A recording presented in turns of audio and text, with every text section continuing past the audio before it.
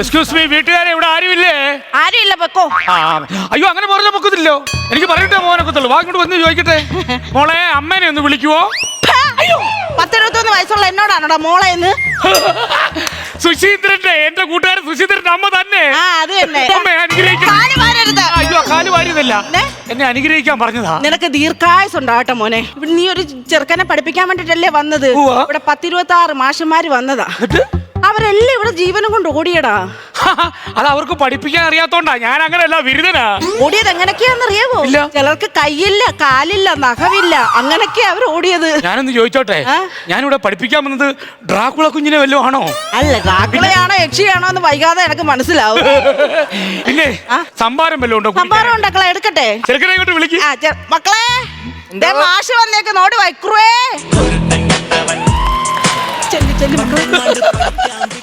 എന്നെ മനസ്സിലായോ? മനസ്സിലായി. ഞാൻ നിന്റെ ഗുരുവാണ്. പിന്നെ സംഭാരം കിട്ടിയില്ല. ഇപ്പൊ കൊണ്ടുതരാം. ഇച്ചിരി സംഭാരം ഞാൻ കൊണ്ടുതരാം കേട്ടോ. സാറിനെ തണുത്ത വെള്ളം എടുക്കട്ടെ. എടുത്തോണ്ട് വാ. ദൈവമേ, ഈ ചെറുക്കനെ കുറിച്ചാണോ ആ അമ്മ കിടന്നിട്ട് ആവശ്യമില്ലാത്ത പറഞ്ഞ? അവൻ അങ്ങനെ കുരുത്തം കെട്ടവനാണ്, 26 പേരെ കൊന്നെന്ന്. അതെ അമ്മേ, എനിക്ക് സംഭാരം വേണ്ട. അമ്മമ്മയുടെ കൊച്ചുമോൻ എനിക്ക് വെള്ളം കൊണ്ടുതരാന്ന് പറഞ്ഞിട്ടുണ്ട്. എനിക്ക് വെള്ളം മതി, കൊണ്ടുപോവനെ.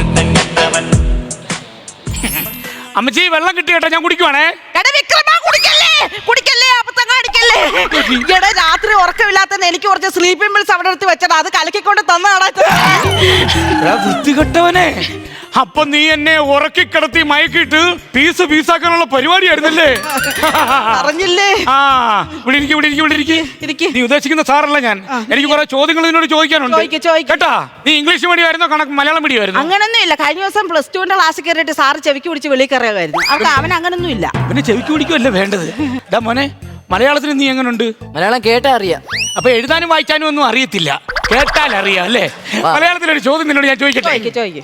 അഭിജ്ഞാന ശാകുന്തളം എഴുതിയത് ആര്? നല്ല രസമുണ്ട്. ആ പിടുത്തം ഒന്നുകൂടെ ഒന്ന് പിടിക്കാവോ? എന്താ നമ്മള് കൊതുമ്പോളം പോത്തില്ലേ, അതുപോലെ ഒരു സാധനം സാറിന്റെ ഫ്രണ്ടില്. അഭിജ്ഞാന ശാകുന്തളം എഴുതിയത് ആര്? പെട്ടുപോയി മോനെ. ഇടാ, സുരേഷ് ഗോപി പോലെ ഇങ്ങനെ കളിക്കാനല്ല പറഞ്ഞത്. അഭിജ്ഞാന ശാകുന്തളം എഴുതിയത് ആര്?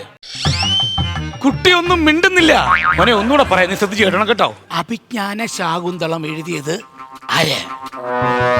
അമ്മേ, കുട്ടിയൊന്നും മിണ്ടുന്നില്ല കേട്ടോ. അമ്മേ, കുട്ടി കരയുന്നു. കളിക്കുന്നോടാ. നിന്റെ കൂട്ടുകാരും ഏതെങ്കിലും പുസ്തകം എഴുതിയിട്ടുണ്ടെങ്കിൽ അത് നീ പറയണം, അല്ലാതെ അവനോടാണ് മതി ചോദിക്കുന്നത്. ആരാണ് അത് എഴുതിയത്? കാളിദാസൻ. കാളിദാസനാണോ? നിനക്കപ്പ അറിയാം വ്യക്തമായിട്ട്. ഇനി മേലെ ഇത്തരം ചോദ്യം ചോദിച്ചിട്ട് വന്നേക്കരുത് കേട്ടോ. എനിക്ക് മനസ്സിലായടാ, 26 സാറന്മാർ എങ്ങനെയാ പോയെന്ന്. നിന്റെ ഈ വല്യമ്മത്തള്ളയില്ലേ, ഇവരെ ഓടിച്ചു വിട്ടതാ. പിന്നെ ഇപ്പം മലയാളത്തിന് ഓക്കെയാ നീ കേട്ടോ. എന്നറിയാവോ, നിന്റെ അമ്മൂമ്മ അല്ലെങ്കിൽ നിന്നെ പഠിപ്പിക്കും, അവര് നല്ല ഓക്കെയാണ്. പക്ഷെ നിന്നെ കണക്ക് നിനക്കറിയാവോ? എനിക്കൊന്ന് ടെസ്റ്റ് ചെയ്യണം. കണക്ക് അവനറിയാം. അറിയാവോ? കണക്ക് അവനറിയാം. ഉറപ്പാണോ? ഉറപ്പാണ്. അപ്പൊ ഞാൻ ചോദിക്കട്ടെ, ചോദിക്ക്. 5 എത്രടാ? 55. കറക്റ്റ് അല്ലേ? 5 കൂടെ ചേർന്ന 55 അല്ലേ? ആണോ? നല്ല ബെസ്റ്റ്. അപ്പൊ ഒരു കാര്യം ചെയ്യാം, ഇതെത്ര വിരലുണ്ട്? 10 വിരലെന്ന്. ഇത് നോക്കിക്കോട്ടെ, ശ്രദ്ധിച്ചോണേ. 10, 9, 8, 7, 6, 6, 5, 11 വിരലുണ്ട് കേട്ടോ. നമ്മൾ 10 വിരലല്ലേ ഉള്ളു. നിങ്ങൾക്ക് 55 പറയാമെങ്കിൽ എനിക്ക് 11 വിരലും പറയാം. പറഞ്ഞ മനസ്സിലായോ? 2 5 കൂടിയപ്പോ 55 പറഞ്ഞ വ്യക്തിയാ. ഇനിയേ വേറൊരു കാര്യം കൂടെ ചോദിക്കാം. മനക്കണക്കാണ് കേട്ടോ, ശ്രദ്ധിച്ചു കേട്ടോണം. അതായത് ഞാൻ നിന്റെ അമ്മുമ്മയുടെ കയ്യിൽ നിന്നും 50,000 രൂപ കടം മേടിച്ചു ഒരു മാസം മുമ്പേ. കഴിഞ്ഞ ആഴ്ച 5,000 രൂപ ഞാൻ നിന്റെ അമ്മുമ്മയ്ക്ക് തിരിച്ചു കൊടുത്തു. ഇന്നലെ ഞാൻ വന്ന് 3,000 രൂപ നിന്റെ അമ്മുമ്മയ്ക്ക് തിരിച്ചു കൊടുത്തു. ഇനി ബാലൻസ് എത്ര കൊടുക്കാനുണ്ട്? മനക്കണക്ക് കൂട്ടിക്കോ. ഒരു മിനിറ്റ്, ഈ കണക്കൊന്ന് കൂട്ടുന്നതിന് മുമ്പേ ഞാൻ ഒരാളെ ഒന്ന് വിളിച്ചു.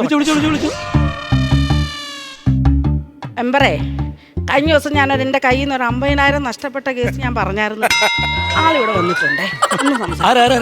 നമ്മുടെ നാട്ടിലെ മെമ്പറിനെ കണക്കൊടിപ്പിക്കണമല്ലോ. ഹലോ, നമസ്കാരം സാർ. ഞാൻ ട്യൂഷൻ മാഷാണേ, സുജീന്ദ്രൻ്റെ കൂട്ടുകാരനാണ്. അപ്പം ഞാൻ ഒരു കണക്കെടുക്കിട്ട് കൊടുത്തു. അതായത് കഴിഞ്ഞ മാസം ഞാൻ ഈ സുശീന്ദ്രൻ്റെ അമ്മയുടെ കയ്യിൽ നിന്ന്, അതായത് ഈ പയ്യൻ്റെ വെല്ലുമ്മയുടെ കയ്യിൽ നിന്ന് 50,000 രൂപ ഞാൻ മേടിച്ചു. കഴിഞ്ഞ ആഴ്ച ഞാൻ 5,000 രൂപ കൊടുത്തു. പിന്നെ ഇന്നലെ കൊണ്ടുവന്ന് ഞാനൊരു 3,000 കൊണ്ട് കൊടുത്തു. ബാലൻസ് ഞാൻ എത്ര കൊടുക്കാനുണ്ട്?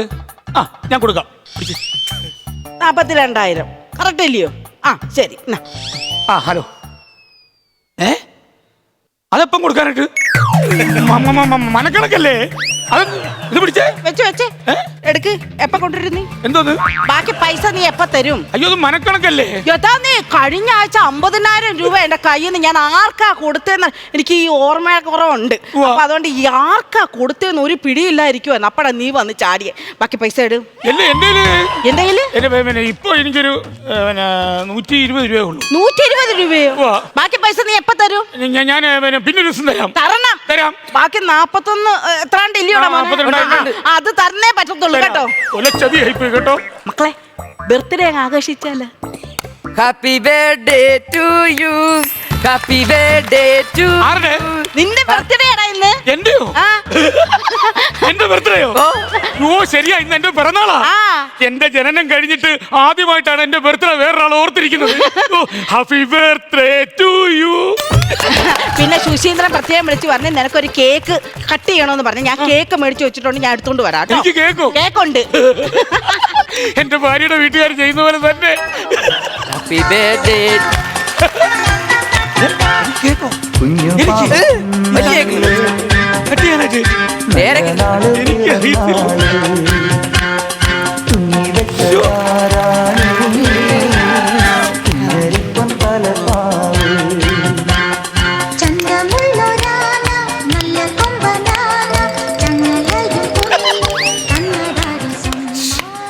പെട്ടെന്ന് തുറക്ക്. പിച്ചാത്തി എടുക്ക്. പിച്ചാത്തി ഉണ്ടോ? പിച്ചാത്തി ഇല്ല കുഴപ്പമില്ല, ഞാൻ കടിച്ചു പൊട്ടിച്ചോളാം.